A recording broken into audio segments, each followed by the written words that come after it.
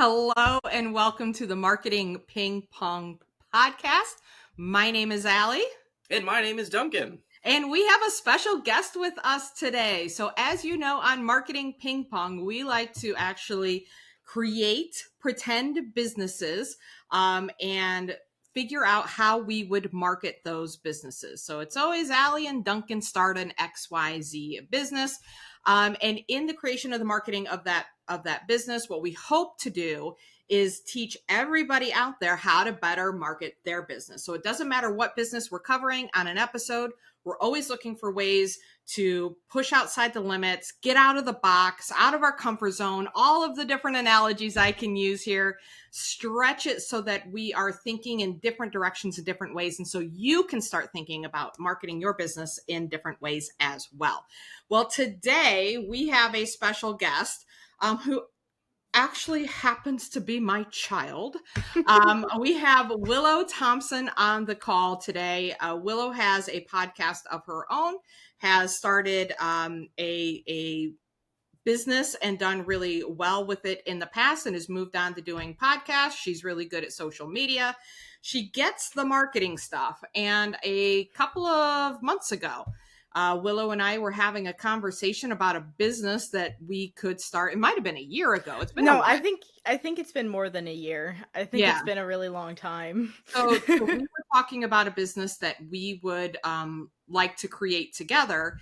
And just the other day it came up again. I'm like, oh my gosh, you should be on the podcast and we should talk about that because we have to have this discussion with Duncan because we were about to go into it and flesh the whole thing out. I'm like, hold, this is a podcast episode. So Willow, why don't you tell everybody a little bit about yourself, kind of maybe some of your history of the businesses you've had and what you're doing now. Yeah. Hi. I know who I am.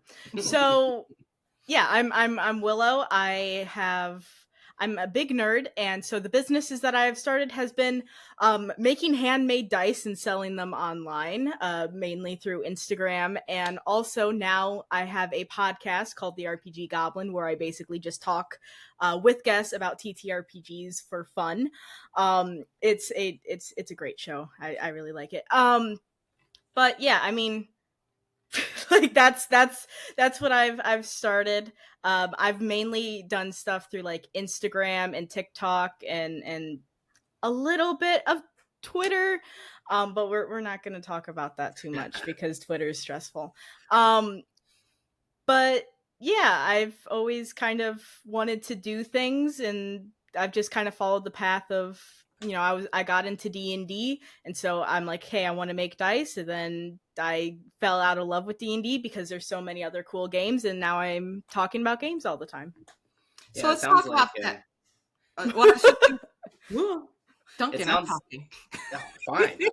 I believe it. Really already. Before Duncan asks his question, go ahead. There are people listening to this that don't know necessarily what D&D is, what a TTRPG is, what an RPG is. You mentioned games. What exactly are you talking about? So a TTRPG is a tabletop role-playing game. It's basically where a bunch of people gather around a table, have a rule book for playing pretend, and roll dice to decide what the outcomes are. Everyone either there's a dungeon master or a game master who leads the game, and everyone else are players who take on the role of a character, and you basically tell stories and you go on adventures and all kinds of stuff like that. And the reason D&D very specifically is one of the most popular TTRPGs.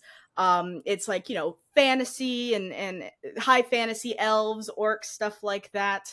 But there's a bunch of other games out there that basically specialize in different types of storytelling and different ways to play different stories. And, you know, everyone loves D&D and will convert it to do other stuff, but why not use the actual correct tools for the job?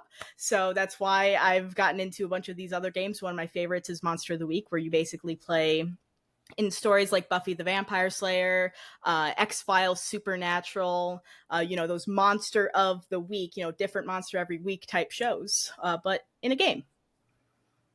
Yeah. Very cool. Duncan, you know what they are.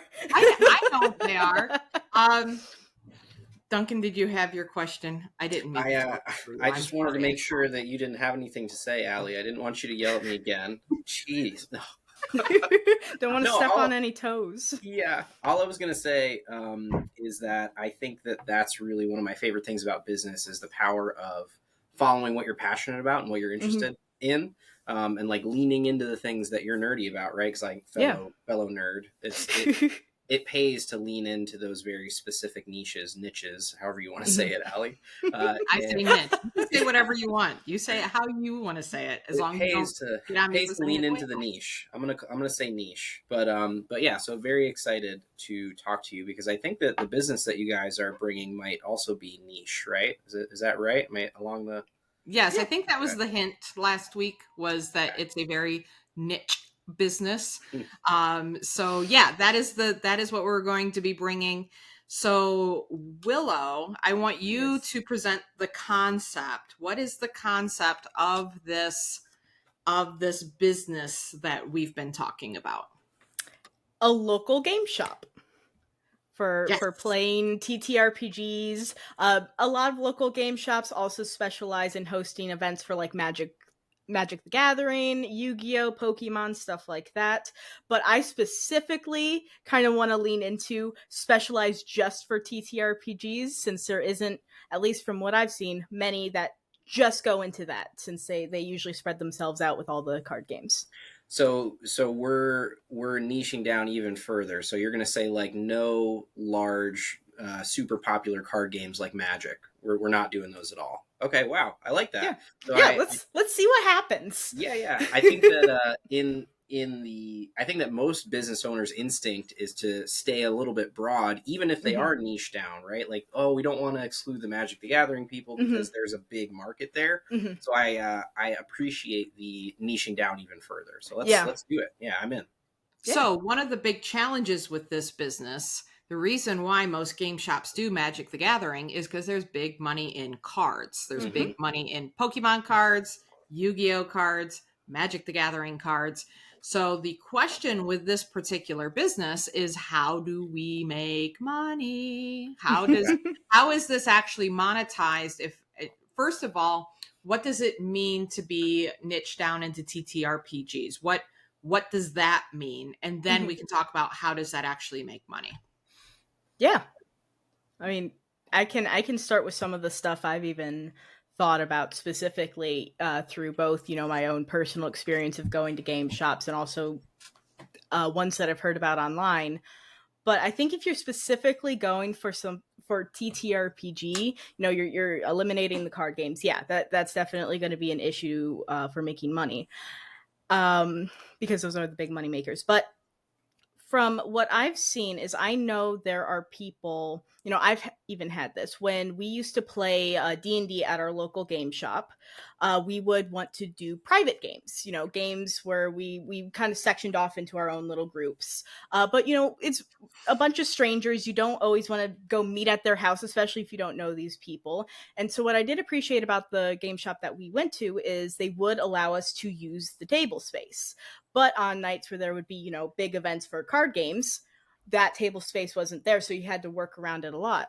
So I think something for me is providing a safe environment and a safe place for people to play games, to go and play games where they get their own space. They don't have to worry about going to someone else's house, and things like that. I know, as your mother, I appreciated that, because you guys were going to the game shop when you were still, you're only 20 now, and that was what, 3, 4, 13, 5 14? years ago. Yeah. I was 13, 14. Yeah. Yeah. So, sending you to some strange man's basement to play Dungeons and Dragons was not the way I wanted you to learn, but it was a safe space. I knew the owner. I trusted the owner. I trusted the environment that he created there. And so I think that is what I do like about it. The other thing I think we talked about is that you can create the ambiance too. Yes. So instead of it just being some dude's basement or some dude's living room, it can be a dungeon. It can be, it can bring an environment to that story that you wouldn't get just in somebody's living room. Oh man, it would be so cool too to have it, to have larger events there where it's like, kind of like the gaming tournaments where they have the stadium and people come watch these people play Mm-hmm. League of Legends or whatever. I'm Mm-hmm. envisioning like the setting the scene and there's like fog machines under the game table. I'm serious, and like Yeah, yeah. a I know you DJ are. plays like spooky music and all the lights kind of come down when they walk into a cave. Mm-hmm. You can really tailor the environment and make it a much more immersive experience if you own the space. So yeah, I love Yeah. that.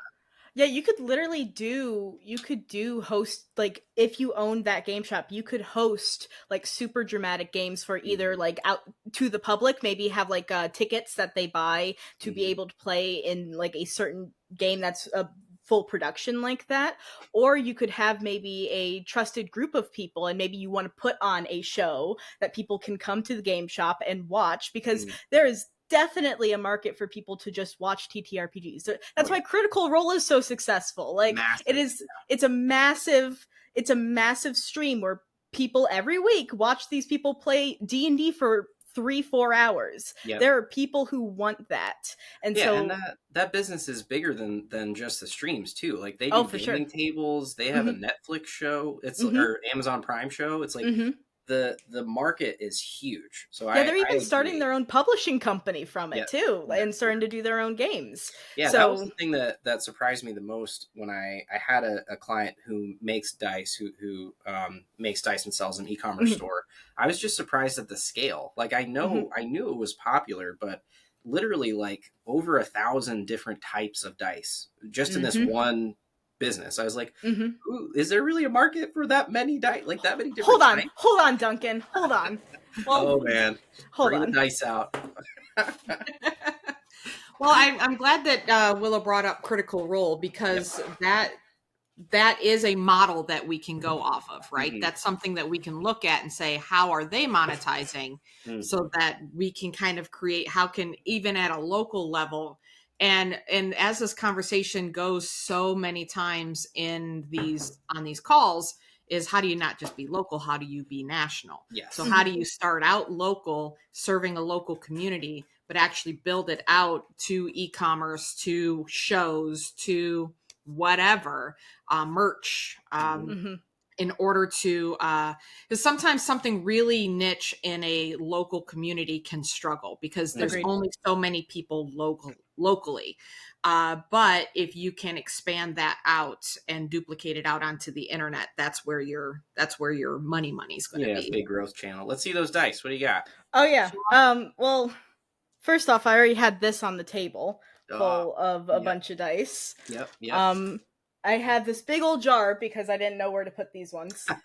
And so these are mostly factory made dice and Sure. chonks, which Yep, are just yep. really big D20s. And then this whole bag Oh, full. jeez.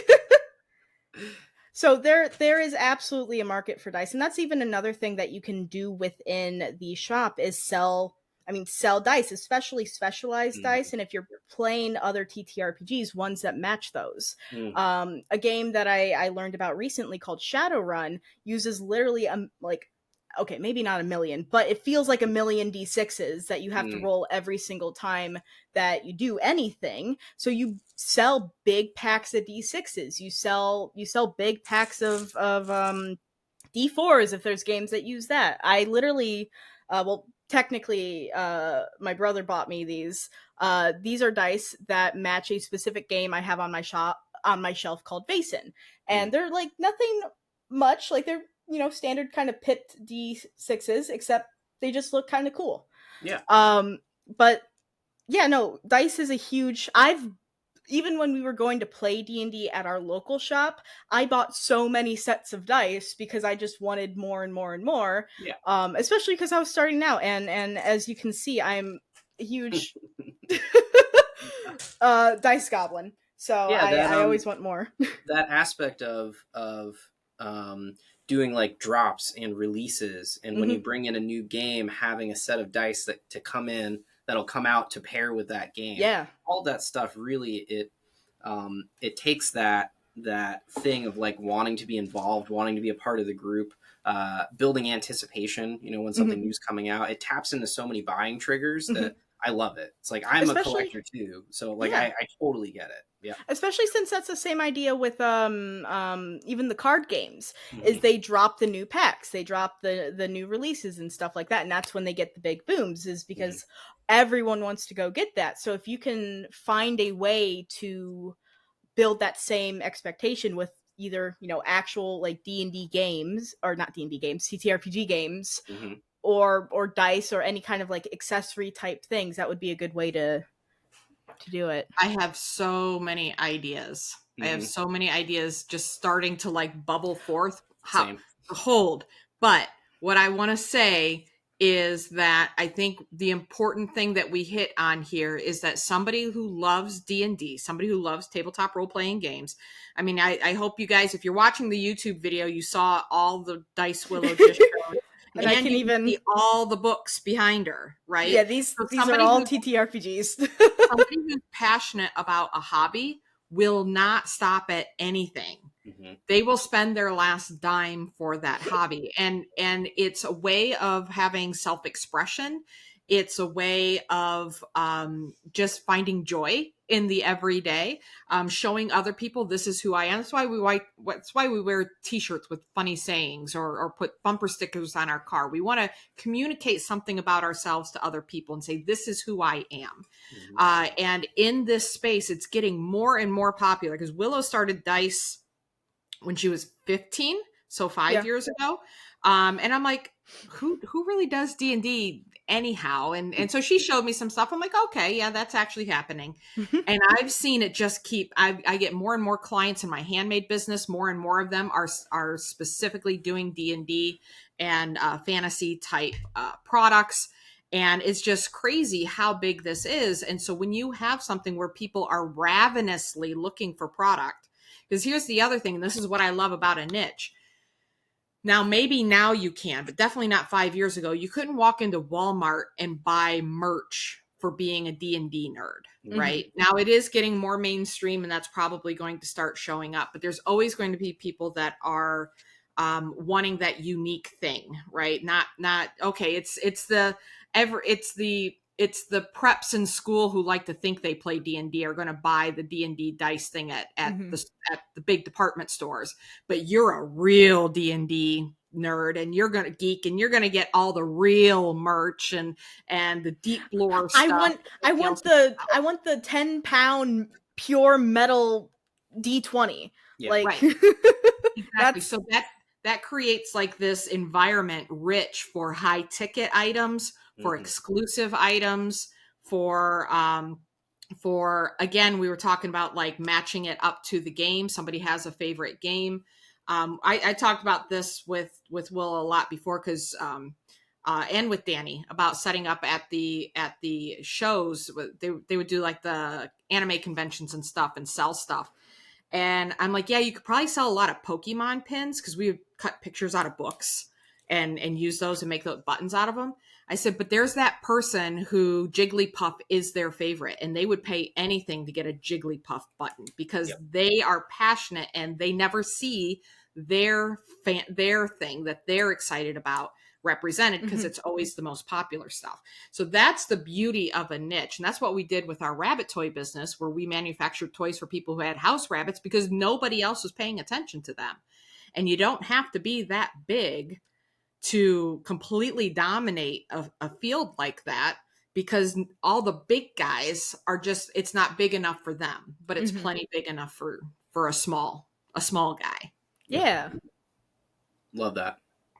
Yeah, the dice client I had, you mentioned the 20-pound metal dice. They had like tungsten D20s that were this big. It's like, this is, you could kill somebody with this thing. This is crazy. But I love that. I love, it's another business, another industry that showmanship is kind of like baked into it. It's all about imagination. It's all Absolutely. about fantasy, and like that in and of itself just produces so many cool ideas. And it's funny to me how I'll see businesses like this even miss the mark on that, right? It's like they're missing some of that imagination. I want more. I want you to be more imaginative.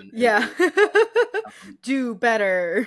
Yes. And I also think that something like this would be really cool for a membership business. And I having some sort of membership where they're like, they get access to exclusive things that you bring into the shop first, or maybe there's regular tournaments or something. You know, I'm thinking I'm kind of headed more back toward cards, but Yeah. does that happen in TTRPGs where there's like tournaments and things, or? So I will say I'm probably a little bit more limited right now in what I know is happening in like more public spaces for gaming, because I haven't been able to game publicly in a while. But I know that people will host, public games that anyone can come in and join and, come try it out for the first time. I know there's people who will professionally run TTRPGs where they will like, again, kind of have a ticket type thing. You pay, I don't know, $5 and you can come play this game for the day, or however many hours. And then there's actual conventions too. There are like TTRPG or gaming conventions where they will host convention games that will usually be the same thing of like getting tickets. I don't know if they actually charge necessarily for the ticket, because you're kind of buying the pass to get into the convention and stuff. But it's a thing where you get the tickets, and then you get to play that game, and it only lasts like 30 minutes sometimes, to just like try it out quickly, see if you like it, and then you can move on to another game. So you could totally do an event where it's like, hey, we're gonna run Monster of the Week, Blades in the Dark, D&D, and I don't know, Morkborg for the day. And these sessions will maybe last 30 minutes to an hour, and you can just kind of hang out and try a bunch of different games. So you could do something like that. I know there are people, D&D itself does have a more competitive thing called like Adventure League, where people will kind of go. I don't actually know that much about Adventure League because I've never been interested in it, but I think it is a bit more like an event type thing. You're kind of working with other groups. Like, I don't know, it's the whole thing. But if they're I'm sorry to interrupt. Is there a world in which, and I'm admittedly not in the TTRPG space at all, I've never really played D&D, would there be a way to have multiple different groups or multiple different parties playing in the same world with the same DM across different times? Does that make sense? So I do know there is someone that I saw on TikTok before, where I think he's a professional game master. I can't remember.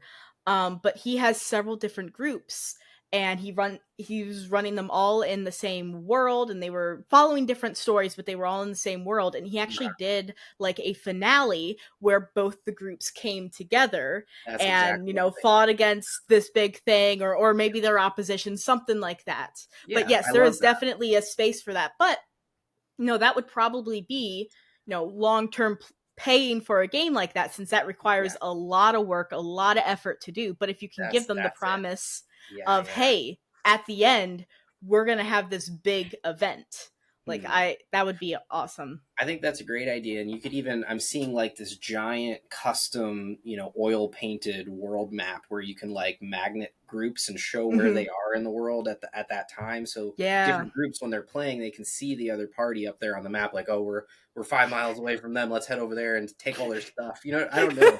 But to me, it's like, it takes the group and the world and expands it beyond just there, which I think ultimately is, in my understanding of it, that's what you're trying to do in your own mind. And like in your own game, you're trying to not just be at this table, you're trying to be in the world and imagine it. And I feel like that would help it be more immersive and be a huge draw for people. Like, oh yeah, we got to get in on this, this big world.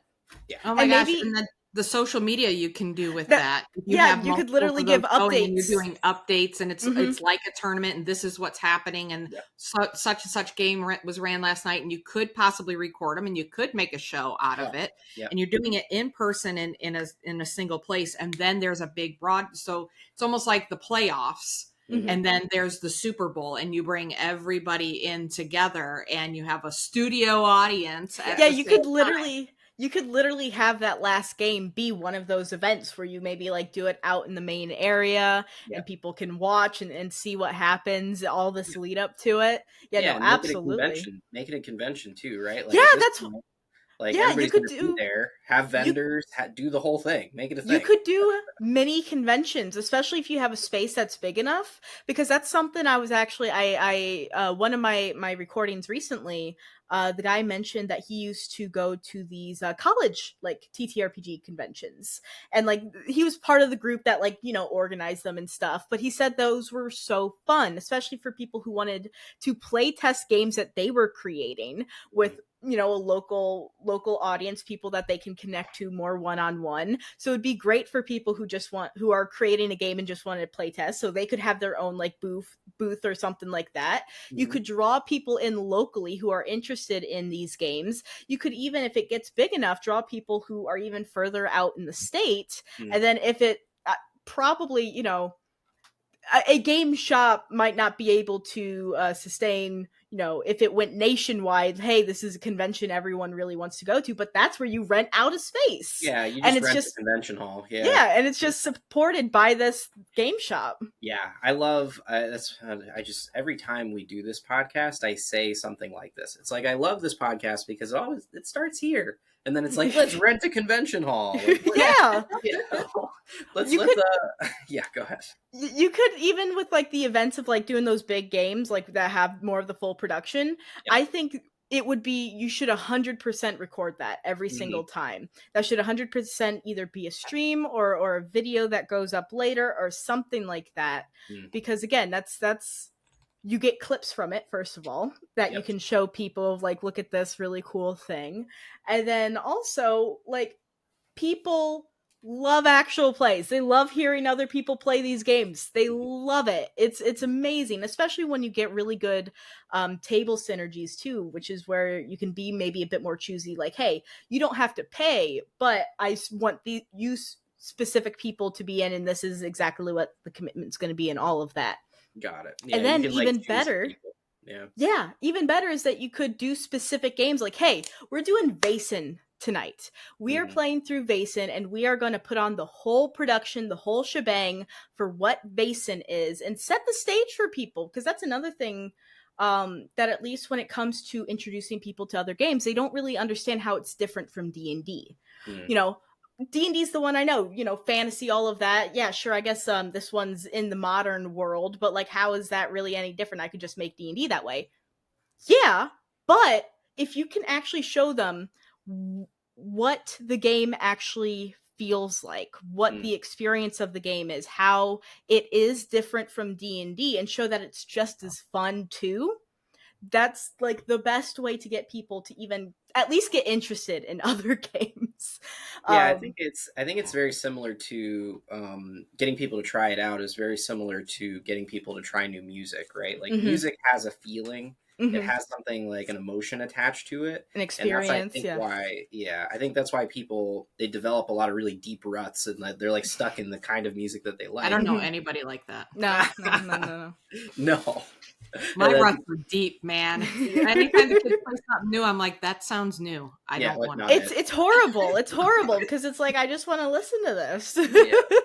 I'm like a sucker for anything new. I'll almost like it too quickly, and then I'll hear it another time. I'm like, this is garbage. Like, why did I even listen to this in the first place? But I think that giving people a taste of it and like showing them why they might like it is going to be the key to bringing in a lot of new people to experience things other than D&D. I think that's going to be both the hardest thing to do from a marketing aspect, but also the most that has the most room for imagination, if that makes sense. Like there's a lot of room for new ideas there. Think about how we do actually attach ourselves to new music, right? So new music, you hear it in the background, things are going on, and you hear it over and over and over again. That's one way, but they also associate it with TV shows they know people are already watching. They plop the music into there.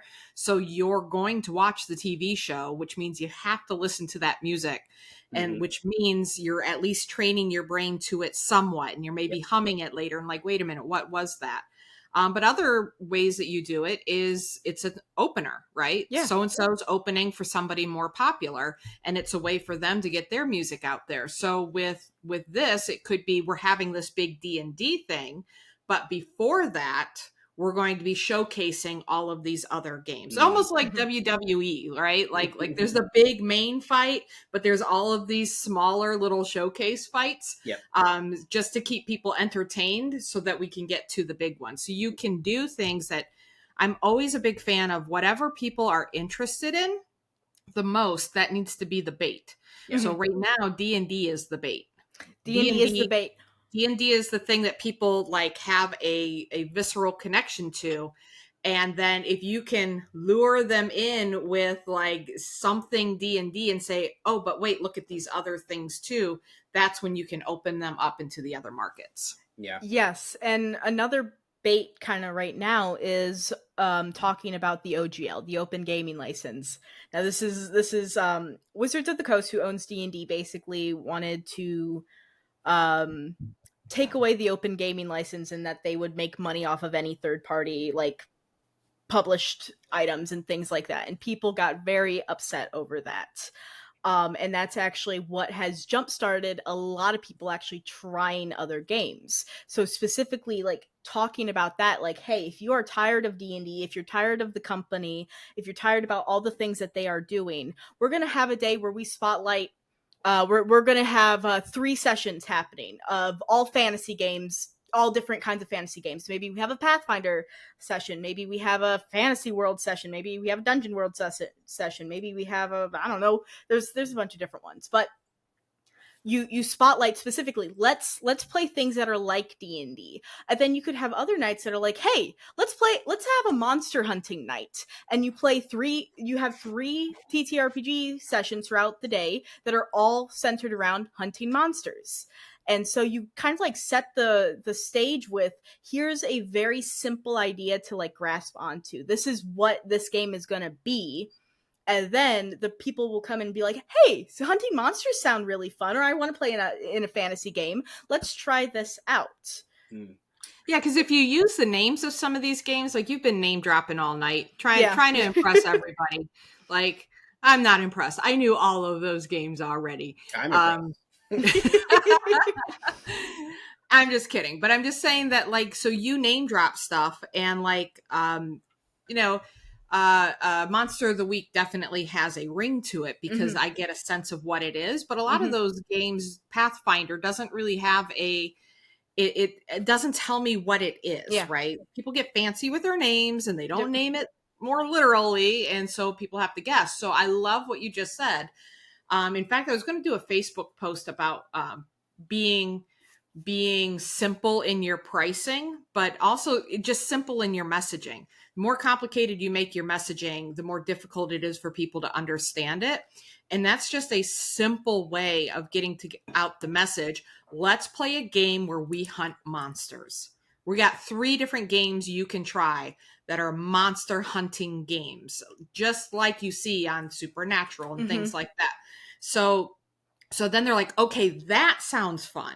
I don't know about this game in particular because I don't know that game, but the concept, the idea of what we're going to be doing sounds fun. So the name of what it is you're actually getting them to play, the name of your business is not important. The name of the game is not important until you know that you want to play it. And then you're like, okay, what is that game? How do I get it? And how do I get all my friends to play? Right. Exactly. But the name of the game is not that important.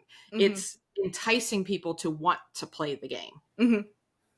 Yeah, absolutely. I love that. I've been an idea has been kicking around up here. It's not quite formed yet, but I think it would be fun. Something kind of like speed dating, but trying out different TTRPGs. Maybe if there's like maybe if you make your character and they can fit into a few different worlds, or maybe they fit into one kind of type of TTRPG, and you have a few different ones there, and you can have like play out a scenario, and then the bell dings and the game master gets up and switches tables and then runs that scenario over there.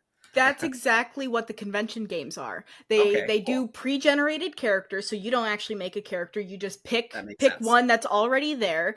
You usually kind of pick something that's exciting about the game.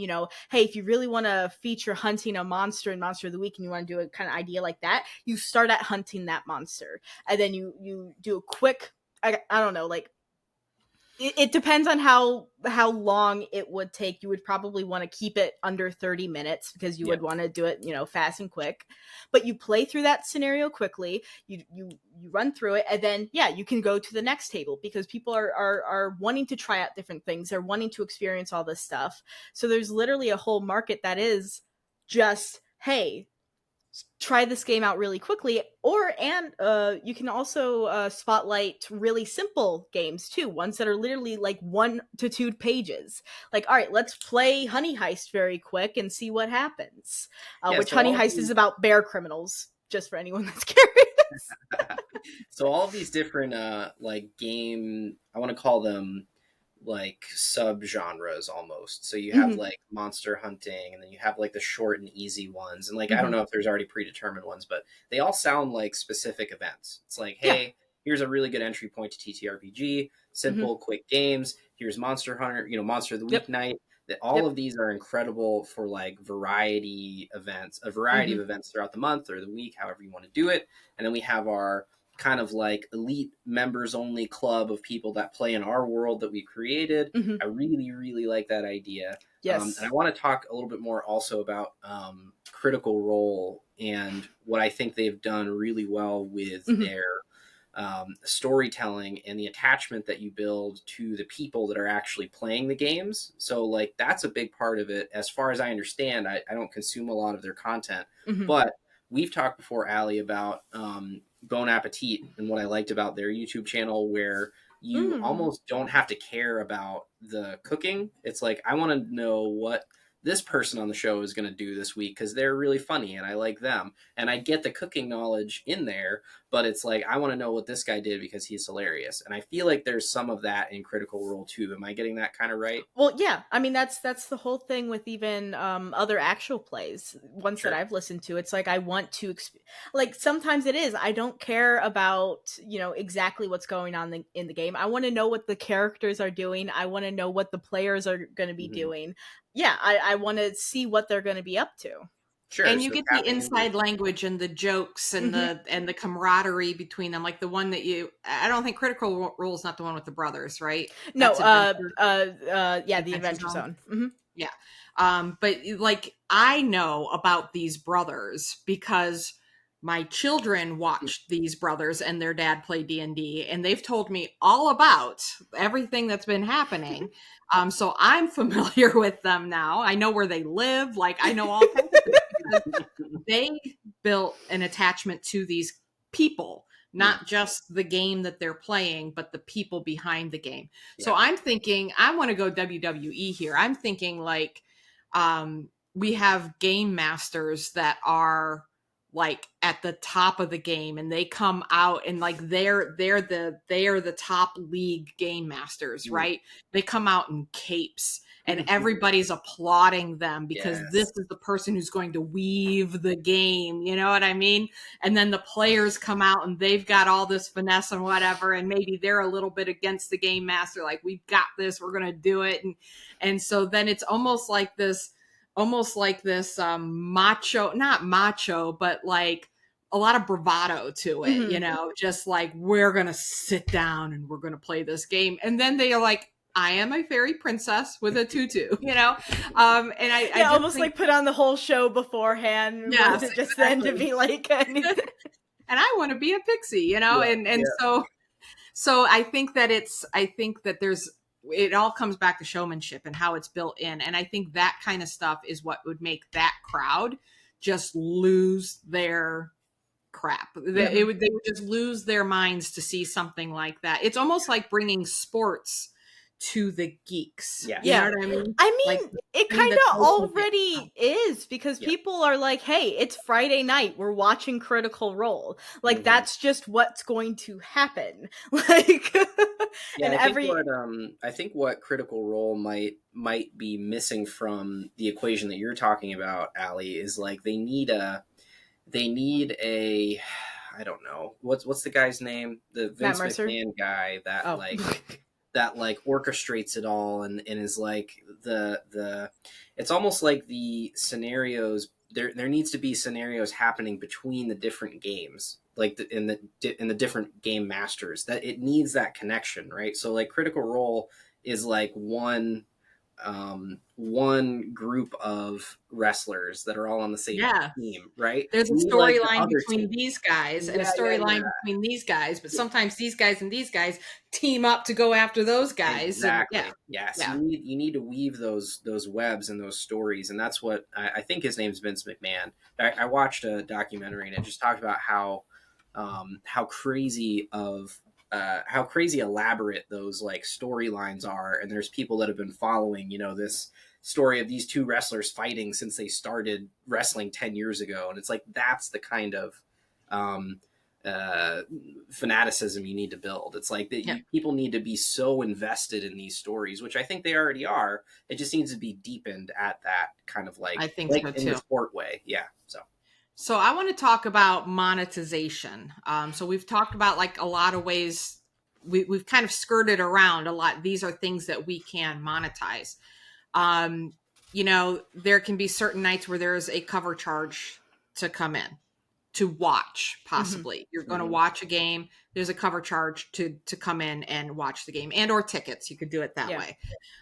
There can be a charge for playing more professional games. So you have like the everyday, all right, it's a Tuesday evening. You let anybody come in, they can set up their own games. They can do that on their own in a safe space. But perhaps on the weekends we bring in the professionals. And so they can buy spots on those games. I would even do an application process, because from what Willow has talked about before, and I know just her experiences GMing games and dealing with different personalities, you got to have the right mix there. You have somebody who wants to be the center of attention, and it's going to cause problems. So for a fee, they get to apply to be accepted onto a game. And that's also what having a fee will help with, is that people who are more serious to commit to the game, people who are going to take it a bit more seriously, and then you can have those like applications or something that you can fill out beforehand. Even stuff with like safety tools of like, what kind of topics are or aren't okay getting discussed at the table or happening within the game. Those are good things to like kind of get done, and good way to kind of vet the players a little bit too. Yeah. We talk about and qualifying people in marketing all the time, right? It's like you need to qualify your leads to make sure they're the right kind of client. Yeah. And I think that's a great opportunity to do it, right? You weed out a lot of the people that aren't quite as serious or wouldn't be a good fit for the table. So. Absolutely. And you can also have GMs that do it professionally, that can advertise through your place of business for a fee, or you get a cut or something like that. They get the players and they get the fees from those players, but you charge them to rent the room, or you charge them a percentage of the fees that they gather. That's like even also what I was thinking, is that you could have like maybe open nights where people can come in and for free, like maybe not rent a room, but like use a room for a game. But then you can have like maybe the rest of the week, hey, to rent this room, it's, I don't know, $10 an hour, maybe not that, but like a rate an hour. I'm charging a lot more. I was gonna say add a zero at least. Yeah, but it's this. But in that room looks like the dungeon, and it's got the smoke machine, and it's got a sound system, and it's got all the things, so you could rent like the fancy equipment. Yep, and there's like a waiter that comes in and he's wearing like a page boy outfit, or like he's like dressed appropriately. He's bringing you turkey legs. I don't know what. Yeah. No. They don't want you to. They don't want to be disturbed during their game. That's the thing. They don't not. You gotta eat, right? They gotta eat. Traveling down the road and they pass a food cart vendor in the wood. I don't know. You gotta but story. What you can have though is maybe like a cafe or a connected place that will have food and drinks and stuff like that. Because there were plenty of times when we would play games and it's like, oh man, we really need to get something to eat now after, because we're like really hungry. And when at least the game shop we were at had like drinks, like energy drinks and I don't know, Mountain Dew and pop and stuff, and then like chips and like easy things to snack on, which is what a lot of people commonly eat during the games, but to be able to be like, okay, maybe we're 2 hours in, we all are really hungry, we want to take a break, we can go get sandwiches like over at the cafe and be able to either stop the game midway or be able to take the sandwiches back into the room, whatever. But there should definitely be like food accompanied in the place. Yep. To And we me, were that's talking about money, right? So we got like the cafeteria, we have rentals of different rooms, we have potential for paying professional game masters, we have potentially a membership for like members only club, and we have obviously all the merch. We have dice, we have games, shirts, shirts, gaming hats, tables, tables. We got dice all the stuff. trays, I mean, Yep. books. Books. Yep. books, Got all of it. paraphernalia. Paraphernalia. I want to go back to the cafeteria, because this is what Willow and I got talking about originally. She was talking about a somebody that she knows that is selling, what is it, like D&D themed tea, and you said she was doing it all wrong. Yeah. Oh, That's what got us. That's what got us talking. well, no, not because you're like, she's doing it wrong. no. So it's not necessarily that that they're doing it wrong. It is. Come on, Willow, call them out. No, it's just the fact that like it was just the name of the business. That's all it was, because the actual teas looked really good and I like the names of them and all of that. It's just the name of the business wasn't very clear that it was like TTRPG teas, even though that was kind of the tagline. It was just a different name that didn't really. It was like Didn't really fit. Yeah, it didn't like that. If that was the first thing you were seeing, you wouldn't think, TTRPG teas. But yeah, no, like coffees and teas and cozy drinks like that, especially because you could totally go with like the main area of the shop being more of a tavern theme, or at least where the cafe is, especially being like a tavern theme. Lean into it, name the things something mystical, name the teas something fun, offer the ability to get tea and coffee. Like, people love drinking tea and coffee during their games. It happens all the time. Everything has to be named after characters or whatever it is, and so you're gonna bury the lead here. What was the name we came up for the tea company? Oh, TTRPG, or TTRPG. That's what it was. Yeah, T TTRPG. I love that. T TEA TTRPG. Tell them about those guys that the older guys that play. Oh, AARPG? Yeah. It's a group of older guys playing, and it's AARPG. So it's so good. It's good. fantastic. And they have like the little logo with like an old man with like a D20 as a head. It's great. Oh, that's so good. Very good. I love There's it. Yeah, you can do everything with the food, everything with the drinks needs to be on theme. I love the idea of it being a tavern, and that's what we talked about a while back, Willow, was like the tavern kind of idea, and just a place where people can come in, so it can be a restaurant. Not a restaurant, but like a cafe that anybody can come in and get drinks and do whatever.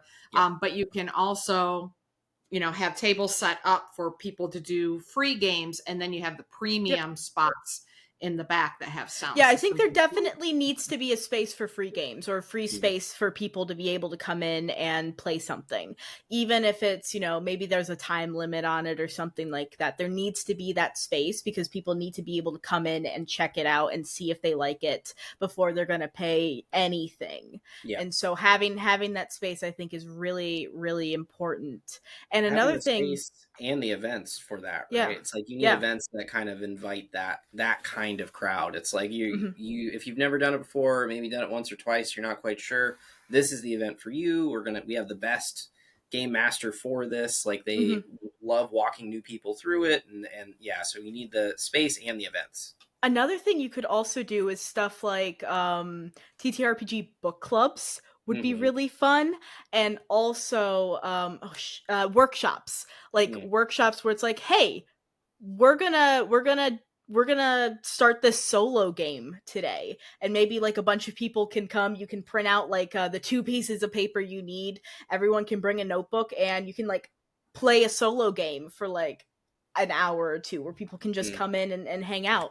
Another thing that would also be really cool is late night games. And that's something that could definitely be in like a membership type thing where it's like TTRPGs at night. And maybe you could play things like 10 Candles and spooky games, especially like things that like work really well at night, or maybe do something a bit more gritty, or even like you could have like 18 plus games, though like that can be a little dubious sometimes of like what could be allowed there. I love there's that SpongeBob episode, and I it reminds me of the topless carpet cleaning thing that we keep doing. It's like, why don't we could just take our shirt off for every business and it would be great. And I think the same thing applies to at night. You remember the SpongeBob episode? It's like, I'm cleaning the grill at night. It's like you can do anything at night and it would be cool. It makes it a little bit cooler and more exclusive. So love that idea. Yes. Yeah, especially as like, I mean, I can't even tell you how badly I would want to play this game right here, The Zone, at night with like perfect ambiance, perfect like set of people, and we can just like go in and play. Like that would be like a dream. Like how much would you pay for that? How much would I pay for that? Well, right now, not. I wouldn't, because I'm just not. But no, I think if I were to, it's like, like I don't pay $20 to go and play a game. I think if it's the right game and it's a game I'm excited about, yeah, I would pay $20 to go play a game, especially something that is more specialized and that you have. And especially for a production too, absolutely. Like if you're able to get everyone can have the candles, or everyone can have the glow sticks lit up, and like the ambiance is perfect, absolutely, I would pay that much. I think if I were paying for a game that I didn't know too much about and I wasn't as sure with, I don't know if I would pay $20 at least for the first time, because I don't know if it's something that I want to commit that amount of time to. I don't know if I'm going to like it. And this is a big lesson. Like the more I listen to this, the more I'm hearing showmanship and free samples. Like showmanship and free samples, because people aren't going to want to commit to something they're unsure of. So they need to see it. And this is true of every business. People hear free samples and you're like, okay, you're giving away cheese, but literally showing people what you do is a free sample. Allowing them to do a little bit of what you offer is a free sample. So even if we're talking about other types of businesses, like landscaping that we talked about last week, even being able to show people other yards that you've done can be I think of that as like a free sample. It's a way for them to experience what it's like to have what you offer. But it could also be planting the tree, like we talked about in the last episode. That's like a free sample of, we're going to come and we're going to plant this tree, and so you get a taste of what it actually feels like to work with that company. So in this case, these free samples are critical, because they're going to sell you more merch. You'll be able to sell books. You can't sell books if people don't know what the books are. Not that you can't, but they're going to be more leery about dropping $50 or $100 or whatever, that big box set that guy sent you, like $150 or something like that. They're going to be leery dropping that kind of money if they have no idea what it is. And that's really what your podcast is about, is helping people understand what the shows are. So, and I think be doing that at a local level. A great way to be able to do it is either, I've seen this on like Book Talk before, where they will do displays of like, here's like a certain vibe of, books that you can read, and you could do like a display of like, oh, here are like the fantasy games, and have little maybe plaques that are a bit more descriptive, something that's short but narrows what that game down is further than just fantasy. You could also, and this would be something a bit more just like specialized and fun to do, but like there are people who will sell like blind date books, where they will wrap the book up and they will just give maybe some keywords of like kind of what the vibe is, but won't be really descriptive at all, because you're supposed to kind of trust, like it's a blind date. And so especially if you can like find some books that are a bit cheaper for that too, or something that's a bit easier to try out, you could do like these little blind date books of like, hey, you buy a TTRPG and that's what you play that day. Almost like you buy it along with a room, maybe. Like, hey, I'm gonna buy this and then we're gonna go play this for like 2-3 hours. Would be really fun. But I think another thing that would be important is someone working at whoever's working at the shop needs to understand what these games are, at least on a basic level, because they need to be able to answer questions. They need to be able to describe what these games are, and they need to be able to introduce them in a way that makes sense to these people who are coming in and have no idea. Because that's the only way to be able to get them to try them. Because if you're clear about it and you can be upfront, like, hey, Pathfinder's D&D, but with a bit more math and a lot of character options, that at least, if you're a TTRPG player, that at least gives you some more idea in your own mind of like what that means, you know. That is so important. And we talked about this, Duncan, on the pet store episode. And I think this is what is, I think, I'm all for a pretty free market, right? That there should be competitors and all of that. But one of the things that the big corporations did to retail is they absolutely killed the expert. So it used to be when I went into the pet store when I was a kid, those ladies were experts. They knew what I should be and not be doing. And then when I got my job there, it was because I knew what I was talking about. Now you can go to PetSmart and just have a pulse and they're like, here, sell fish, sell hamsters. Like, they don't care. And there's not that knowledge base behind what it is they're talking about to actually serve the customer. And that's where the internet has come in and tried to fill that space, because the stores themselves are dropping the ball. So I love that idea that I love kind of prioritizing that the knowledge of the staff has to be a priority in order to give a good customer experience. Because there is nothing more frustrating than not knowing what to buy, asking an associate, and they're like, I don't know. Or they just like blind, I don't know, I guess that one's good. Yeah. Like, they don't know. So I love that you brought that up.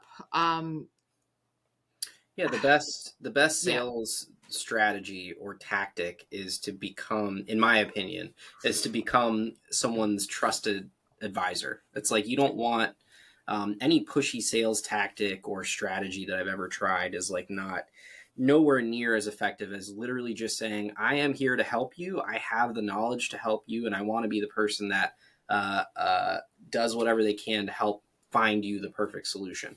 That's how you make sales. And like, having that passionate person work there that actually knows and cares and loves these games is going to be probably the biggest difference between having a successful business and not, right? Like, you can have all the showmanship in the world and you can have this crazy, huge table with the lights and the smoke and the everything in the center of the store and all that stuff. But if there's somebody there that doesn't care about it or doesn't know, somebody's going to get turned off by it and never come back. If they don't know what's going on. Yeah, the staff needs to be as geeky and nerdy and excited as everybody else there. Oh my gosh, we just got to work at this shop. You guys see it? I want to work at this shop. I would like, especially to do the social media for it too, to showcase any new games that you can get. Because if you go specifically into TTRPGs, there are new games coming out every month, every week. There are games always coming out. There are Kickstarters coming out. You go front of the line on those Kickstarters. You say, we are going to be getting in the new Free League publishing game. We're going to be getting in the new Evil Hat game, which are like big publishing companies that, like, I love both of these companies. I have most of Evil Hat's games, and I am going to get all of Free League Publishing's games when I can, because like I know that they make the games that I like, and if you can tell people, hey, you can expect this to be coming to the shop when the Kickstarter fulfills. So like, hey, when this Kickstarter fulfills, we're going to have the games and you can get them here. So even if you miss the Kickstarter, we got you. And being able to spotlight those games on TikTok, any new releases or any new games that you get in the shop, you immediately say what it is. You give examples of what it is. You give examples of stories that you can tell in it. Like, that's literally what I've actually been really enjoying doing on my own TikTok, is almost doing like those exact things. Like, hey, here's literally I had a solo game that I just said like what this game is, what it's about, and kind of talked a little bit about my game, and it went crazy. And I still have people asking about it. I have comments almost every single day of saying, I just tried this game and I love it so much. Like, I don't know where this video came from, but like, I can't stop journaling, like all of these different things because I explained what the game was. You know that people have taken action on that. Mm-hmm. They've gone and they've I don't know if it's free or they've purchased it, but you know that people are going out and getting it. Yeah. Yes, so, I know. So that's ultimately what an influencer is, right? You influence somebody to make a decision. And even local businesses need to be influencers. They need to be telling them this is the new coolest thing, or this is what I most recommend for your situation, or there's only a few of these and we've got them and this is why you want them. Yep. That's huge. I remember what I was going to say before. The other thing that I'm going to insist, two things I want to insist that this game shop has. We have to name it too at some point here. Oh God. But two things I want this game shop to have. Number one, lectures and or panels. Yeah. I am such a nerd for that kind of stuff. I want like some experts standing up front and saying, here's how to do good storytelling, or a panel of people of like how they just finished the big Super Bowl kind of game. And we bring them out as a panel and they talk about their experience going through the game, why they made decisions that they made. And I love that. I just roll around in ideas. Like that's my favorite place to play. That's what I want to do, like workshops, like and book clubs. If I was into this, I'd be. Even when we go to the anime conventions, I love the panels. Yep. I'm like, teach me something. I don't know. I don't know anything. Like we went to the we went to that, was it a debate or no, it was like a court type thing of, I don't think I went to that one. Is keeping Pokemon animal abuse or something like that? And just people debating the idea of, is it animal abuse or is it not animal abuse? And I love that stuff. So I think that would be, so that's number one. Number two, goldfish, but it doesn't have to be goldfish. So it's a giant tank of goldfish. I think that's still appropriate for this scenario. I think a giant tank of goldfish goes with almost anything, but there definitely needs to be some kind of store mascot. And in this case, we've got to have lizards and or snakes or reptilian sort of mascots. We need a there needs to be a dragon, right? Or you could go like Monty Python and have a evil rabbit. Like, great idea. or you can take something super mundane and just like fantasize it up. Be like, all right, and it's like, oh, what's it called? Like, I'm so not in your world, but what's it called when you're a human or humanoid type druid thing, and you become a rabbit? Yeah, you druid. can become animals. Yeah, so so it could be a fuzzy rabbit, but that's actually a character that was turned into a rabbit. And then you can tell, and again, social media wise, you can tell the story of this animal and everybody could be adding to the story and writing their own stories. You could have a contest to write a story about how this druid got stuck as a rabbit in a game shop. And you can create lore about the game shop of that there was, something happened one night and this person got turned into a rabbit. Oh, talk about world building. Ugh. So much you could do. And then you could actually write like a supplement where people can like put this tavern into their own games too. Yes. That has that exact lore with like the rabbit and the druid. Yeah. That's exactly. It's so funny. I was just gonna say that, but it was based on my understanding of. Do you know the Gorillas, the band, the Gorillas? Oh yeah. Okay, so they have their whole like animated thing, and it's like they have their own world and comic books and stories that they built. And then they had an album come out that was like, you can interact with the different band members if you go to this site. The link on the back of the CD, and it's like you need to not only create the world but give people a way to join in. And that's exactly what I was going to say. It's like you have the lore for the shop. Take the shop, place it into one of these games, and have people be able to visit it there. It's like, oh, that's such a great idea. Maybe it's a common location. Maybe that's where everyone starts, because that's also like a trope in D&D, is like you all meet in a tavern, you all start in Yeah. a tavern, you know, all of this stuff. And maybe like any D&D game, it all starts in that tavern. And then you go from there. When we attempted to play D&D, it started in a tavern. Mhm. Yeah, I started my first D&D game in a tavern because that's just what you do. That's well, I mean, you can start it in other ways, but I think it's like it's a fun classic way. You know, everyone recognizes like that trope, that idea. They're like, all right, you know, we know what's going on, and then you know, all hell breaks loose from here. Yeah. So maybe the name of the shop is something like you start in the tavern or something like that, like something to tie it in, because it's going to have the tavern, and it is the gateway to them playing these ideas and having these fun ideas. And so that tavern as the entry point, your place is that entry point for them to go off into their fantasy world adventures that you are facilitating within the tavern. So I love something, or just, I mean, it could be called the tavern, but also like every town has a bar called the tavern.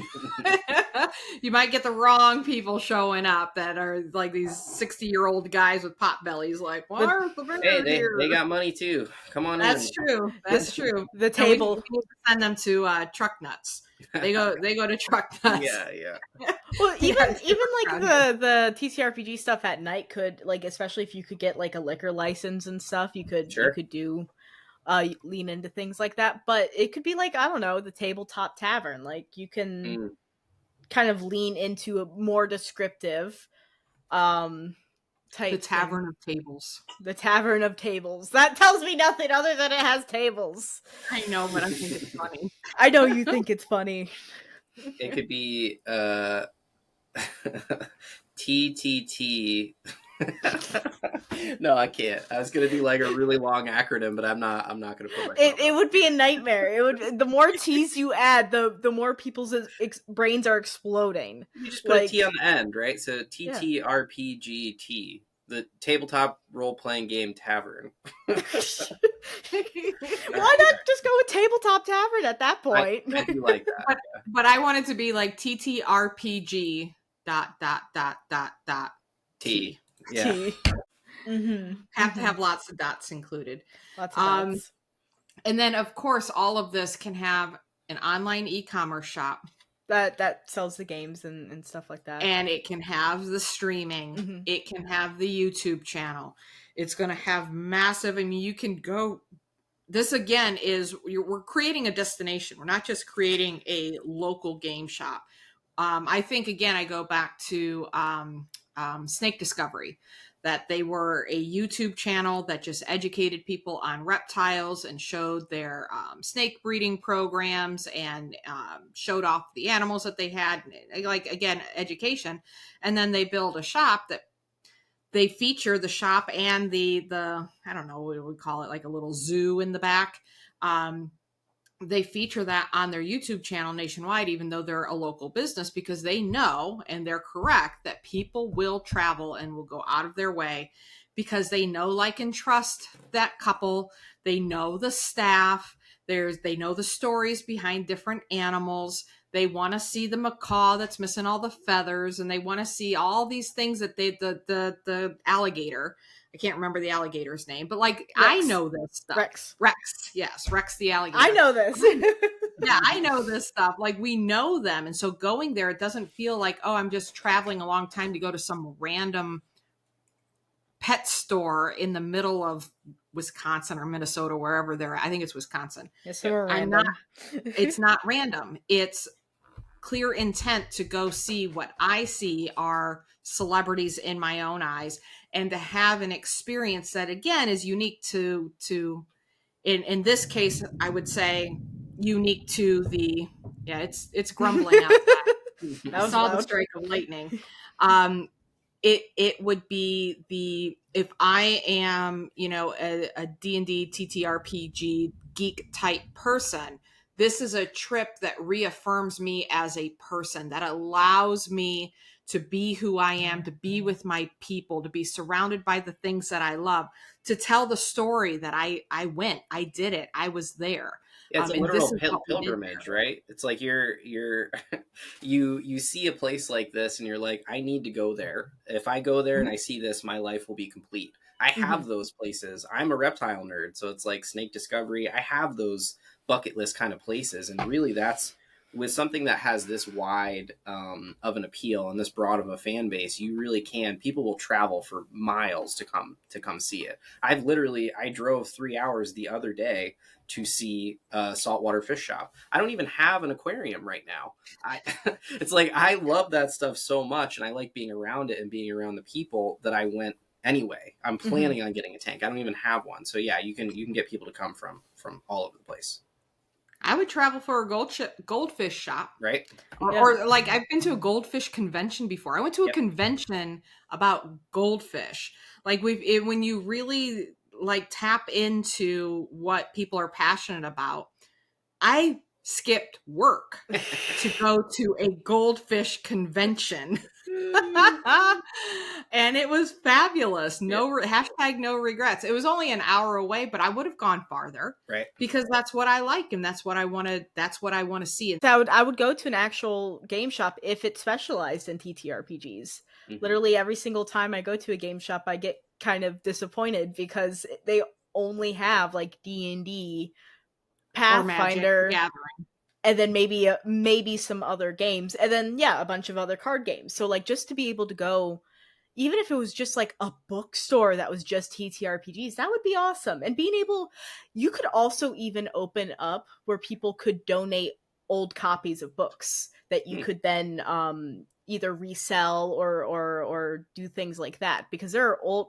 I mean, it would probably not be a great idea to do that, but you could do something like that. And you could even do programs where maybe you can give away I don't know, players handbooks to people. Maybe there's like a raffle to be able to win a free book every month, and maybe that can be part of the membership thing. I love You could a also raffle. totally We haven't talked about list building yet. you could also totally do things with like schools and kids specifically, because that's another thing that I know is really really popular, is like D&D clubs or things like that with like, I don't know, kids from like teenagers, while they're going through school, they really really enjoy these types of things. And especially if you could like donate books to those types of things and talk about it, and talk about kind of like even your mission of wanting to introduce people to games. So you're doing all of this effort to get more people to know about it, and then post that on social media, you get recognition that way, and it just kind of feeds into itself to grow. And no, that would be fun, actually.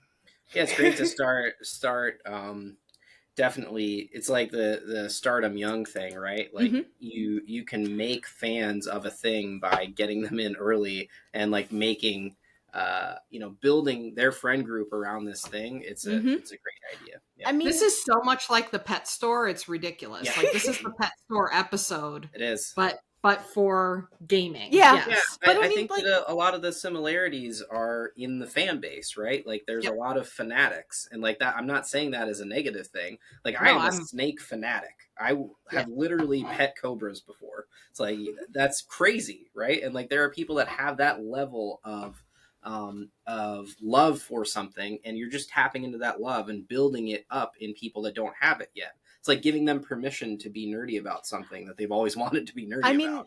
That's like what's even happened with D&D, especially with it being more mainstream, with like Critical Role doing it, and with popping up on Stranger Things and stuff. It's just become more it's become more mainstream for people to get into it. And then you have all these people who have been playing D&D since the 80s, that they've been playing for so long. They have a love for this game, and there's even other ones that they also have a love for that they've been playing for a long time. They're just less known, and that's the thing. It's just, you feed into that, hey, let's have a Shadowrun night. There are so many people who remember playing Shadowrun, which is basically this like cyberpunk 80s futuristic fantasy game where like the technology's super clunky and old when it's supposed to be in the future. Like it's really silly like that, but they have fond memories of playing that game or seeing that video game when they were young kids. And Yep. they're like, oh, wait, I remember Shadowrun. Why don't I just check in and maybe try and play a game of it? You know, I remember that from the past. Like, there's... And you bring up about the past, and I think that's really the key to why D&D is getting popular now, because the Gen Xers are kind of coming into their own, and they're tired of being called Satanists just because they like a game. Because that was my experience with D&D growing up. I was swept up in the satanic panic, and that this was an evil game and all of that. And I think that's what's really interesting now, that this game that was so vilified for so long has this resurgence.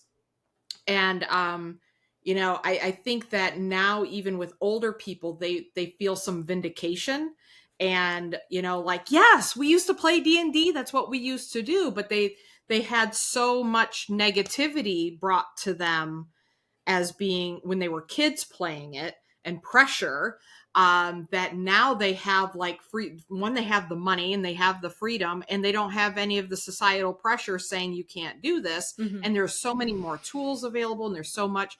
So yeah, bringing the people that have that money, my generation, right, and even people that are a little bit older than me that played it back in the day, what can we do to bring them in? And I would even I know this isn't all D&D, but I would have some sort of day commemorating like old school games or something like that. Like, actually, yeah. No. Let's have a whole that's day. A big part of the history of this game. Yeah, let's have a whole day. Kind of do like a counter something to it, like everybody comes with horns and pitchforks or something. Let's have a whole day where everyone dress in dark robes. We'll dim all the lights, red lights, and we'll have pentagrams and all kinds of stuff like that. We'll all play as cultists. Like, you could definitely go into that. A lot of fake blood. Oh man, this is gonna be on the news. It's great. Just like super tongue in cheek. Yeah. I think it would be hilarious. So there is a lot of media. Well, one, we could definitely call in the news for that, but I'm not sure if that's that's true. That's because the right audience would think that's hilarious. They would think that's so funny. They would double and triple down. The wrong audience will be picketing, which I think is also good publicity. Yes. Like if we can talk about the picketers, that would be fantastic. I would hire somebody to start the picket line. I would let's get out here. $10 an hour to hold this sign. I love it. And so what was I going to say about that? List building. We did talk about list building. The ability to do giveaways in this space is unlimited. Mm-hmm. Dice, books. I know we've talked before, Willow, about our cousin Josh, who has no furniture in his apartment, from what I understand. There's no furniture in his apartment. And he went to MIT. It's not that he's broke. He just has no furniture, except for this what is it? I think it might be a Wormwood, which is a company.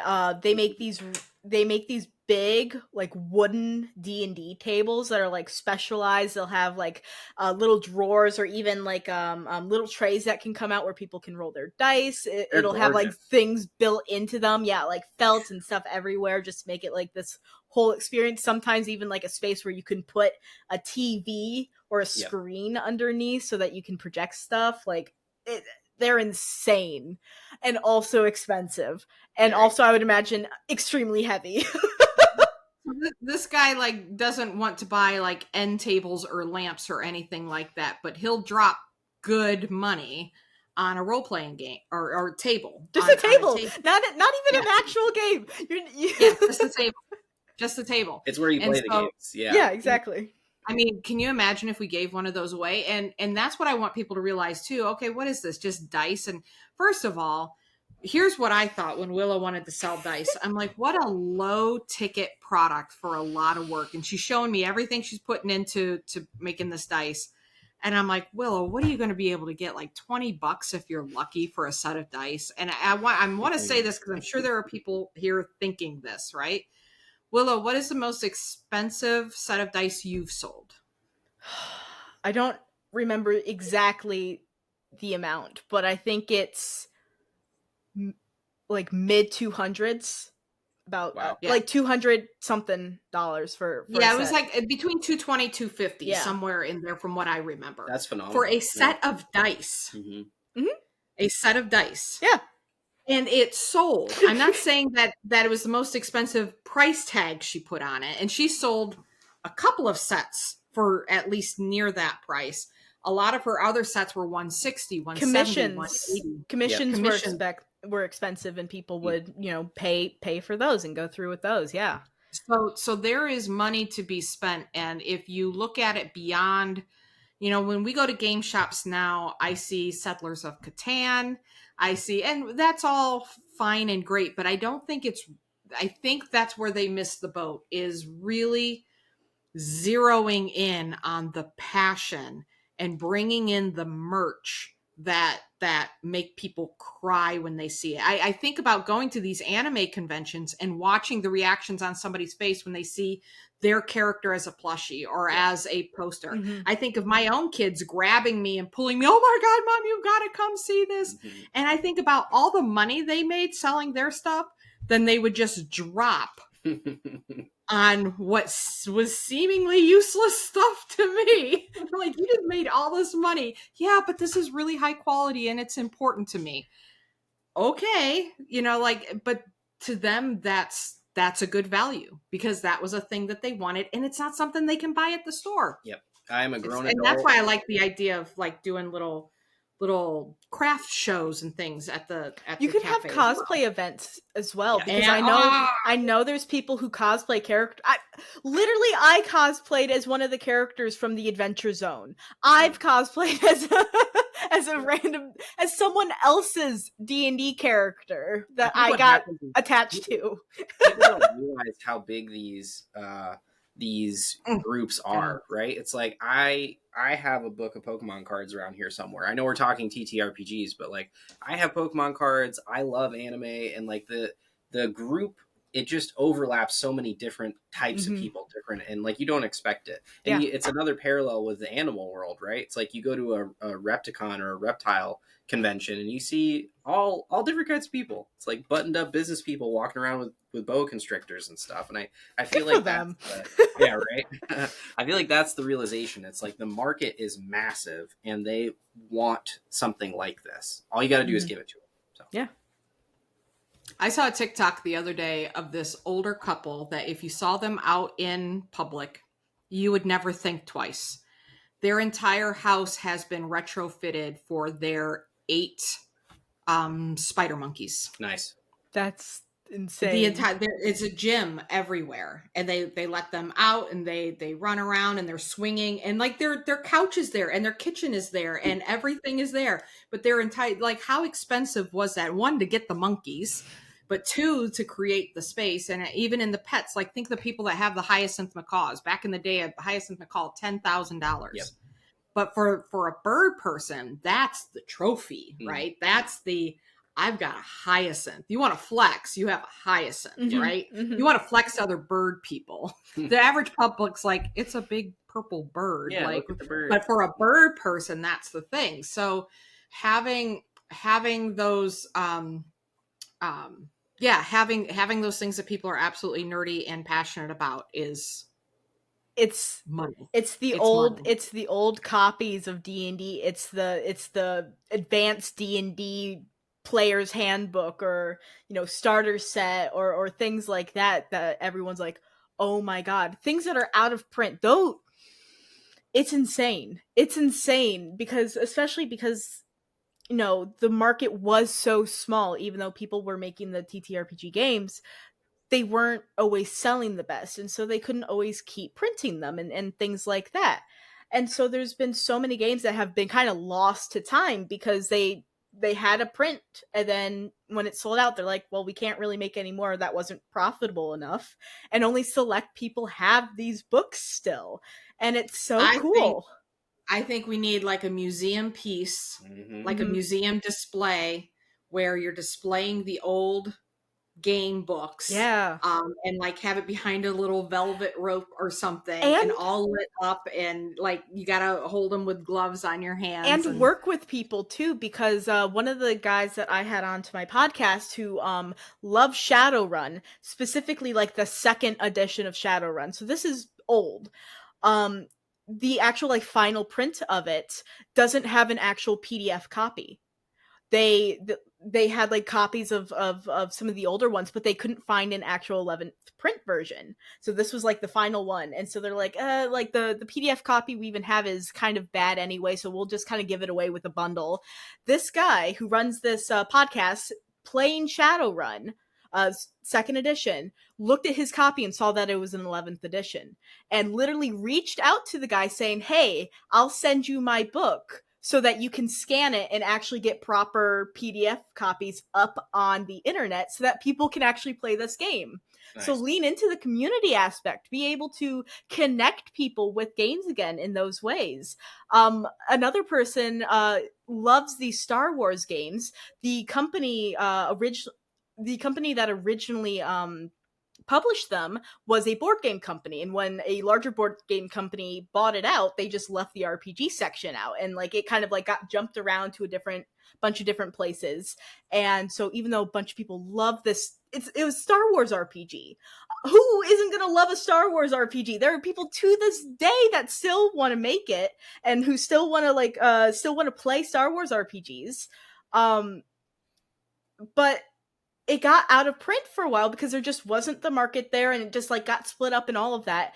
And now, because there's a big resurgence of people actually getting interested in all of these other games, they're going to be starting to print again because people are showing the interest of, we care about this game. And even though it's been out of print and they haven't been able to do it, they're like, okay, well, know what? We're going to give it to the people, like, here. There. And that would be a fantastic party to have at the shop. Yeah. Is to be like, we're getting the box. We've got the box. Yeah, let's open it up. We're going to be launching this thing. We're going to have a Star Wars, and then you have everybody come in Star Wars cosplay. Yep. And you have a Star Wars party to celebrate the launch of this Star Wars game. One more idea I have that I really want to talk about. I'm sorry, Duncan, were you going to talk about You Star have to Wars? do it on May 4th. It's on May the 4th. Yes, it has to release on May the 4th. All right, continue. Okay. Because I've been wanting to say this like 23 times, and every time it's my turn to talk, I'm like, I don't remember what that thing was. But you were talking about, Willow, that you cosplayed as somebody else's character. Mm-hmm. I think that there definitely needs to be mascot beyond the rabbit, right? There definitely needs to be characters that are associated with the shop. Whether it be a game that shop is hosting and owns rights to, so you're allowed to stream it and whatever, and then you can create art. So we know somebody who can illustrate the characters, right? Mm-hmm. So Danny can illustrate the characters, and then that becomes a whole line of merch, and then those get break off stories, and people can write fan fiction about these characters that you have that are associated with your shop. Mm-hmm. And then you've got people in California that are showing up at their anime convention cosplaying as something from this shop, right? And that's when you start to get like that saturation where you have mega fans that are going out of their way to dress up as these characters you've created as a shop. It's so much more than retail. Mm-hmm. That's what I really want to say. Whether we call this a cafe or whether we call this a retail shop, I think most people are familiar with the idea of having a bookstore along with a cafe. It kind of has that feel to it, right? Bookstore, merch, cafe. But it's so much more than that. And I think that's what everybody is missing in these, especially these spaces where you can socialize. If you have a space, if you have a cafe, and you're not running events, I don't even know what are you even doing? What is the purpose of it if you're not hosting events? You have the space, you have places for people to sit, and you're giving people in the community a place to go. And we hear a lot now, or I've been hearing more and more about the lack of third places in our communities. You have home, work, and there used to always be a third place that people went that was for fun. And there's really a lack of that. And I think because I don't want to say business owners are lazy, but it's like it's not prioritized to create. We're not trying to create a Cheers anymore, right? Where everybody knows your name. I think but they're we comfortable, need right? It's like they're yes. comfortable and set in their ways, and it's harder to get out of that box or realize the box doesn't exist than it is to No stay box in your lane. Yeah, I think that what you said there is really important and bigger than maybe you even thought it was. So it's like you're not just a blank. You're not just a lawn care company. You're not just a catering company. You're more than that. It's like it's in there.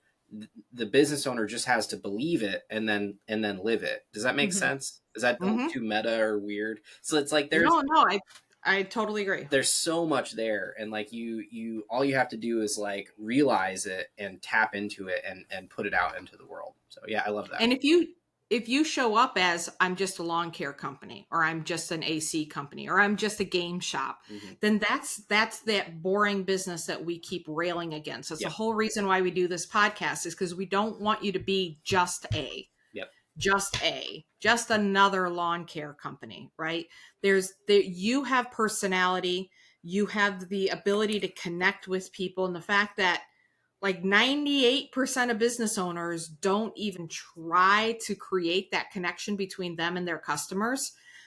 They almost seem annoyed by customers. Customers are in the way. Clients suck. I don't know. I've never heard that before. No. Nobody would say that. So if you view your customers and your clients that way, then you're just going to be just another, and it makes your marketing harder. What we're talking about is more effort, but you get a much bigger reward for the effort that you put in. And, yes, it's going outside the norm. Yes, it's bucking what all of your competitors are doing, but that's the point. Very few people are willing to be proactive and intentional with their messaging, their marketing, the culture that they're creating, the feel that they're creating. Like I always think of it like, what's the feel? What does this company feel like? Right. But if you are intentional in that and you put forth some effort, the bar's pretty low. Like I'd rather have a higher raised bar. Like we go over the top with this, right? But the truth is we could do 10% of what we talked about here, and it would get more attention than what most game shops do, because it's going to bring that different element that everybody else is just not paying attention to. Have you been to the game shop across the street from my office? No, I didn't know there was one across the street from your office. My point exactly. Damn. You are their ideal client, right? It's like I went over there one time, and I'm not picking on them, right? This is not an attack. This is like, it's the same problem with every business. They're lacking that extra thing. Even when I went in, I wasn't in there to buy anything. I was there to talk to them and learn about the business, because the client that I mentioned with the dice, they sell their dice there. And I was like, hey, I do work for this company. And it was like, they were kind of annoyed that I was there. And I was like, if you're going to treat me that way, like, you don't even know if I'm here to buy anything. So like, they're missing that in-person thing we talked about earlier. They're missing the showmanship. There's no way to even know that they're there. It's like, I don't know. I could go on and on about it. It's like they have something special in that niche, and they're not tapping into it. And it's like all this stuff that we're talking about. I'm going to walk over there and like give them a link to this episode. Do that. Do all this stuff. Because everybody's like, all right, I put up my sign. I have my business cards. I've checked the boxes. I've gone to the Small Business Administration, and they told me these are the things I need to do. And I went to their little counting seminar, and I went to all the things. That stuff drives me nuts. Like, oh, I'm going to start a business. Where should I start? Oh, is it SBA? What's the one that's local? SBDC. I'm trying to think of what we called it up north. It was something else. It's basically like a organization that helps people start their businesses. And they do trainings and things like that. It's great, again, if you need to know your bookkeeping, but people go there and they're like, okay, I learned my bookkeeping. They told me to have business cards. I need to put my signage out. I'm open now. Yep. And they believe that that is all that's required.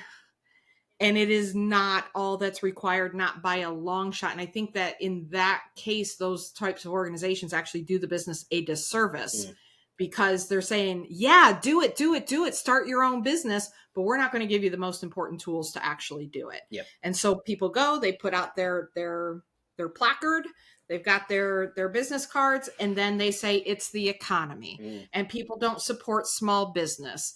And look, like, I have a lot of love for small businesses, but in the end, you decided to start a business. It is your responsibility to get people to your business. It is nobody else's job. It is not my job to support local. I want to, but it's not on me, right? If you're a local business, it's on you to tell me why I'm better off going to you versus Walmart, big box store, etc. And it's not about price.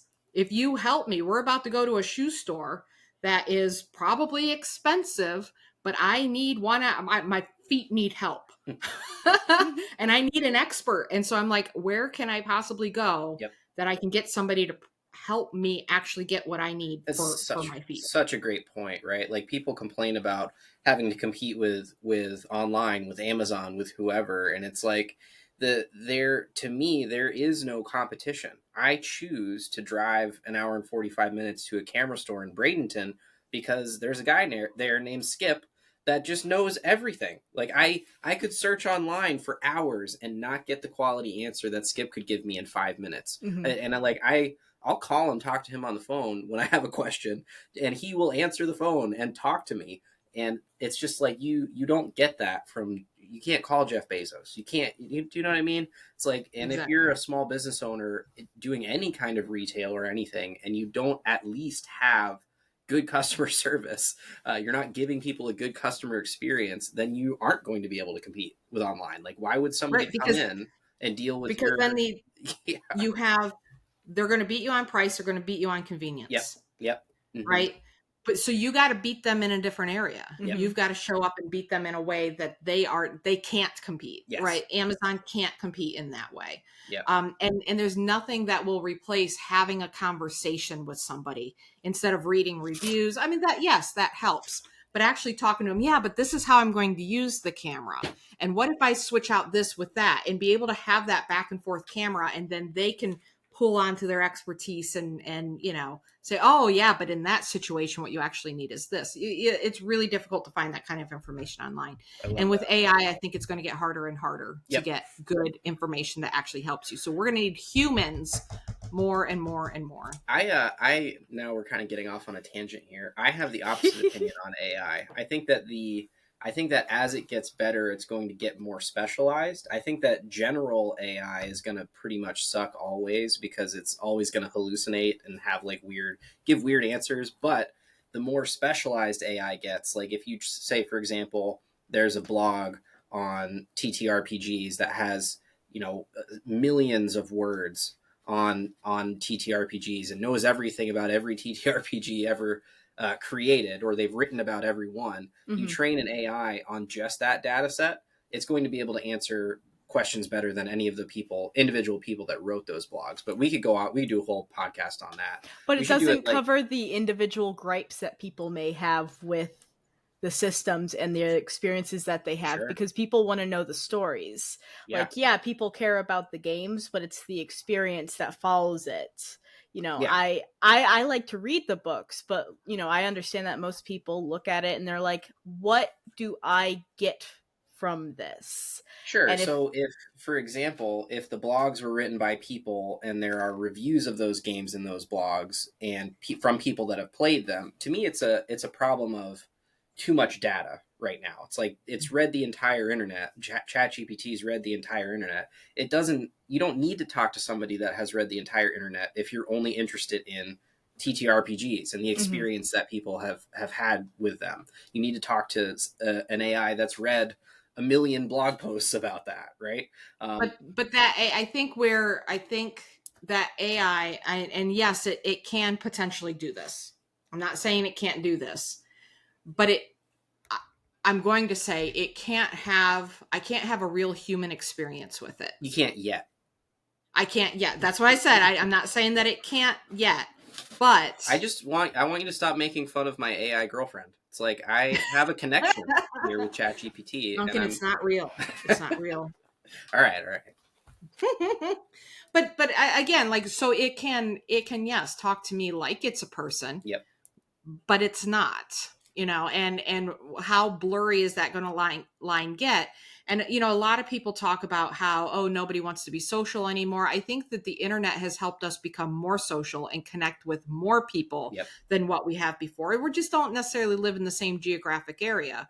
But are we interested in non-people relationships? I don't know. That will be a whole that is like a completely like different conversation than anything. Like that is so It's fascinating though. Like that one, it's like, to me, just seeing the hockey stick curve of how far AI has come in like the last year. Even in 2023, it went from like nobody really knew about large language model kind of stuff to now it's like integrated into every aspect of professional life.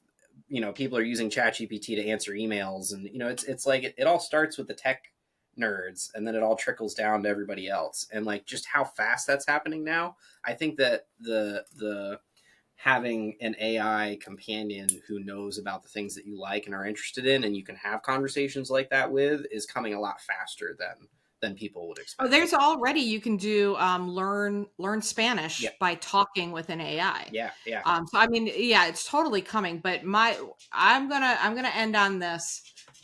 John Henry. I listened to the song about John Henry, and John Henry beat the machine. I'm just saying that according to the song, didn't he fall down dead at the end? That's not the point, Duncan. The point is he won. But and the point is John Henry is the hero. Sure. The machine is never going to be the hero. I don't think it's a fight. I think we're all going to integrate and become these beautiful technological human AI hybrid butterflies. I think that's going to be the world. I think that's a great plan. Yeah. That's a great plan. Okay. Cool. All right. We're going to wrap it up. Willow, is there anything you would like to say? We want an update. We want you to think about what to name this thing. So if you update us, we'll update the blog or the podcast information. But any last words? Yeah, sure. In a roundabout way, but she always puts me on the spot with that too. I like don't expect it every episode, and she's like, "Any last words?" I'm like, "I don't know." Bye. I mean, if what I was saying about TTRPGs was cool and you're interested in knowing more, check out my podcast, The RPG Goblin. We talk about different TTRPGs each week with people who are passionate and love them. You get to hear about what they are, how to play them, all kinds of things like that, and their experiences with them. Also, check out my TikTok, which is also the RPG Goblin, where I'm doing shorter form videos to explain a bunch of different things within TTRPGs, like introduce to you what solo games are and which you just play by yourself. But yeah. So I think, Duncan, I raised her right. Yeah. She took her last words and totally plugged her podcast and her TikTok channel. Great plug. Yeah. Yes. Great brand. I'm much better than you. When I say, "Hey, Duncan, you got any last words?" You're like, I don't know. So, hey, Duncan, you got any last words? I'm just going to end by saying I came up with truck nuts, and I don't think I have to do anything else ever again. That was I peaked at truck nuts. Everything is downhill from here. The pizza episode proves that everything's gone downhill from here. So. All right, saying it was a bad thing? Thank you, everybody, for tuning in and listening. Thank you so much, Willow, for being here and sharing your knowledge and giving us a really great idea to work on. Thank you, Duncan, for just being you and doing this podcast with me. And we will see you guys. Next episode is Duncan Boring Business. Oh, boy.